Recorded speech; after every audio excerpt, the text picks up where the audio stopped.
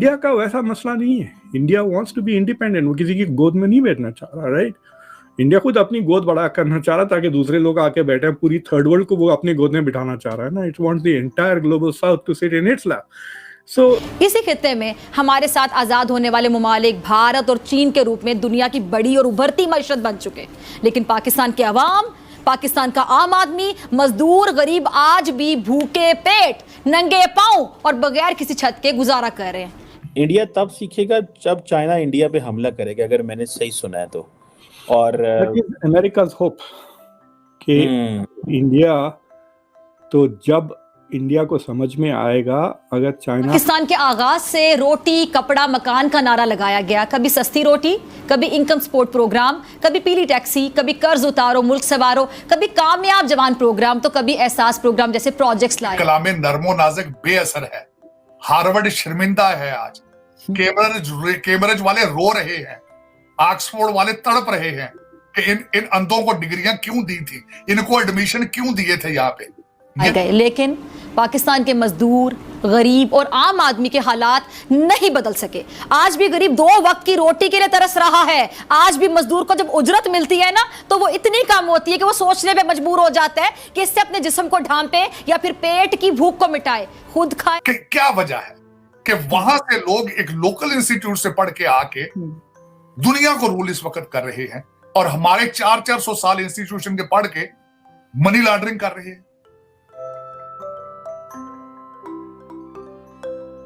जय हिंद दोस्तों, welcome to now India time. दोस्तों, जैसे कि आपने क्लिप में देखा कि पग मीडिया डिस्कशन कर रहा है कि इंडिया को तब समझ में आएगा जब चाइना उनके ऊपर हमला कर देगा। इंडिया अपना ताकत दिखा रहा है, और इन पाकिस्तानी को कौन बताया कि इंडिया किसी के गोद में नहीं बैठता, इंडिया खुद का गोद भरा कर रहा है। पूरा ग्लोबल साउथ का मीटिंग इसीलिए बुलाया गया ताकि इंडिया ग्लोबल साउथ का आवाज बन सके, ताकि इंडिया का नाम हो दुनिया में। और ऑलरेडी इंडिया एक पावर बन गया, और पाकिस्तानी अभी भी सोचता है इंडिया एक पिछड़ा हुआ मुल्क है, और खुद ही बता रहा है कि पाकिस्तान का हालत क्या है रोटी कपड़ा मकान के लिए। दोस्तों, आइए पाक मीडिया का और आगे का चर्चा सुनते हैं। अगर वीडियो अच्छा लगे तो like, comment, share and subscribe कर देना प्लीज। ये कि आपने कहा कि इंडिया तब सीखेगा जब चाइना इंडिया पे हमला करेगा, अगर मैंने सही सुना है तो। और अमेरिका's होप कि इंडिया, तो जब इंडिया को समझ में आएगा अगर चाइना हमला कर दिया, सो दैट ये जो डिस्टेंस मेंटेन कर रहा है ना, is not forming an alliance, it is something that they will not. India का जो सबसे बड़ा कंट्रीब्यूशन ये है कि India has made it cool to think about the world as if your own country matters. ये जो स्ट्रेटेजिक ऑटोनॉमी है, अब सब मुल्क ये बात कर रहे हैं। Every country is now raising this issue that we are going to do this because it is in our interest, and not because you are pressuring us to do this. आपने देखा होगा कि हीना रब्बानी खार का जो मेमो लीक हुआ है Washington post में, पाकिस्तान डिफिकल्ट चॉइसेस, तो उसमें देखिए पाकिस्तान का मसला था कि हम इसके गोद में बैठे या उसके गोद में बैठे ना। That is what she was trying to say, that we cannot pretend that we want to be on the US side. It'll harm our relations with China. India का वैसा मसला नहीं है। India wants to be independent, वो किसी की गोद में नहीं बैठना चाह रहा, right.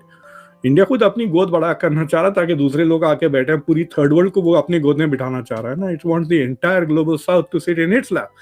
So India has clear aspirations of a global power, and it may be your partner, but it is not, मतलब इंडिया किसी का चमचा नहीं बनना चाहता।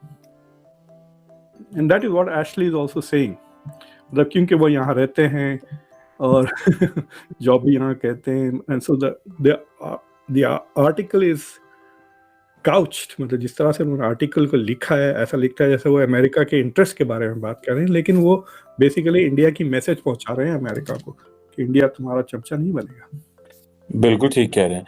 अच्छा डॉक्टर साहब, ये बताइएगा अमेरिका के पास और क्या ऑप्शन है other than India?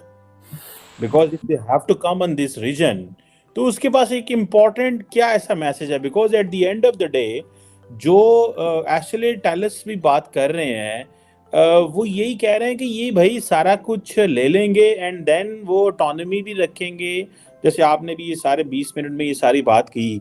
So India के, अमेरिका के पास और क्या ऑप्शन है if there is no India? For example, अगर इसको आप for a moment if there is no on this part of the world, India is not with the US, तो America के पास क्या ऑप्शंस हो सकते हैं जो कि उसको सोच रहा होगा या सोच सकता है? आप मेरे साथ एक थॉट एक्सपेरिमेंट करें। लेट्स से कि शी जिनपिंग आज मर जाते हैं आज रात में, इंशाल्लाह खत्म हो जाते हैं। खैर पाकिस्तान में तो बहुत दुखी हो जाएंगे आप लोग, बट लेट्स से उनका जो सक्सेसर है एक dynamic young man with a new vision आ जाता है और वो सीधा दिल्ली आता है और मोदी से कहता है चलो चलो रसगुल्ले खाते हैं एंड ये मसला आज ही तय कर देते हैं, finish the border issue today. ठीक है, इंडिया को प्रॉब्लम क्या है चाइना से, सिवाय बॉर्डर के चक्कर और कुछ भी नहीं है। या वो ये भी कहता है चलो 50 साल के लिए बंद कर देते हैं discussion, let there be no issue on the border for the next 50 years। जो पाकिस्तान को भी ऑफर आया था ना लाइन ऑफ एक्चुअल कंट्रोल पे कि आइंदा 25 साल या 30 साल तक कुछ नहीं करेंगे, तो सेम ऑफर अगर ये नया चाइनीज लीडर ऑफर करता है मोदी को कि भाई हम आइंदा 20 साल 30 साल 40 साल तक नहीं बांधते, let's deal with the west, ये हमारे पास हिस्टोरिक मोमेंट है कि दुनिया को उल्टा कर दे, तो अमेरिका क्या करेगा? सैंक्शन डालेगा इंडिया के ऊपर? नहीं ना। तो India it will have no power. America की जो ग्रैंड स्ट्रैटेजी है to continue its global domination, it will have to rethink that. और इंडिया के बगैर जापान पीछे हट जाएगा। जितना ऊंचा ऊंचा के आगे आ रहा है ना, बजट बढ़ा रहा है, डिफेंस बजट बढ़ा रहा है, डबल कर दिया है तकरीबन, वो सारी चीजें वो नहीं करेगा if it realises that it has no Asian ally. अब इस पे मैं क्या इस पे स्टेटमेंट दूंगा, ये इंस्टीट्यूट्स का प्रॉब्लम नहीं है, डीएनए का प्रॉब्लम है। अगर इंडियन इंस्टीट्यूट ऑफ टेक्नोलॉजी से लोग पढ़ के एप्पल चला रहे हो, माइक्रोसॉफ्ट चला रहे हो, यहाँ पे ट्विटर चला रहे हो, तो मेरे जो अकल के अंधे हैं उन पे कलामे नरमो नाज़िक बेअसर है। हार्वर्ड शर्मिंदा है आज, कैम्ब्रिज वाले रो रहे हैं, ऑक्सफोर्ड वाले तड़प रहे हैं कि इन अंधों को डिग्रियां क्यों दी थी, इनको एडमिशन क्यों दिए थे। यहाँ पे ये तमाचे हैं, हमारे एजुकेशन सिस्टम के ऊपर तमाचे हैं ये। तो इस पे मुझे आरजू नहीं, मुझे ये बताएं कि क्या वजह है कि वहां से लोग एक लोकल इंस्टीट्यूट से पढ़ के आके दुनिया को रूल इस वक्त कर रहे हैं, और हमारे 400 साल इंस्टीट्यूशन के पढ़ के मनी लॉन्ड्रिंग कर रहे हैं। कसूर किसका है? सर जाहिर है हमारे एजुकेशन सिस्टम का है, और हमें आदत पड़ चुकी है बैठे बैठे खाने की, काम करने की आदत नहीं रही लोगों को। आपका एजुकेशन सिस्टम तो वो पढ़ा ही नहीं। एचिसन आपका एजुकेशन सिस्टम थोड़ा है, वो तो ब्रिटिश ने बनाया था अपने एजेंटों के बच्चों को पढ़ाने के लिए।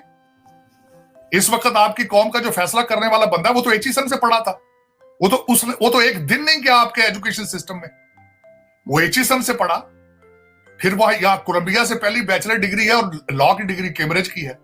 दूसरा जो आपको तबाह करने वाला है अमीरुल मोमिनीन, वो भी एचिसन से पढ़ा और ऑक्सफोर्ड से पढ़ा है। आपको तबाह करने वाले तो सारे एचिसोनियन है। एचिसन का सिलेबस आपका पाकिस्तानी थोड़ी है, वो पाकिस्तान का एजुकेशन सिस्टम का तो हिस्सा ही नहीं है।